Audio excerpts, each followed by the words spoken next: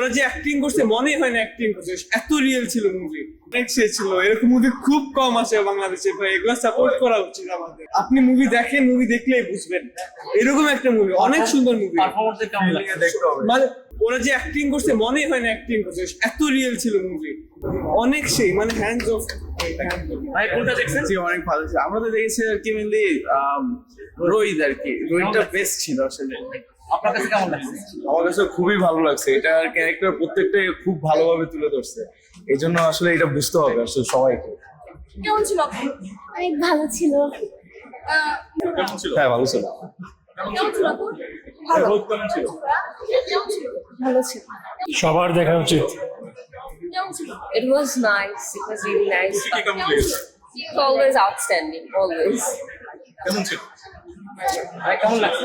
আমার ভালো লেগেছে, কারণ সাধারণত মুভি দেখতে গেলে সবাই চিন্তা করে যে 2-2 4 হবে, 2-এর আগে প্লাসও থাকতে পারে, মাইনাসও থাকতে পারে, প্লাস মাইনাস থাকলে কিন্তু 2-2 4 হবে না।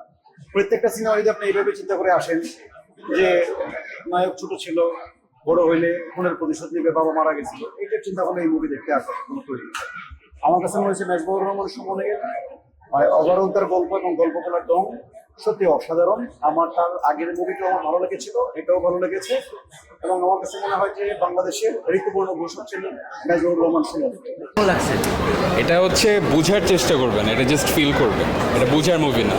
Thank you. ভাই কোনটা দেখলেন? রোহিত। কেমন লাগছে? খুবই ভালো সিনেমা, সবার দেখা উচিত। কেমন লাগছে? সুন্দর মুভি, সিনেমাগ্রাফি।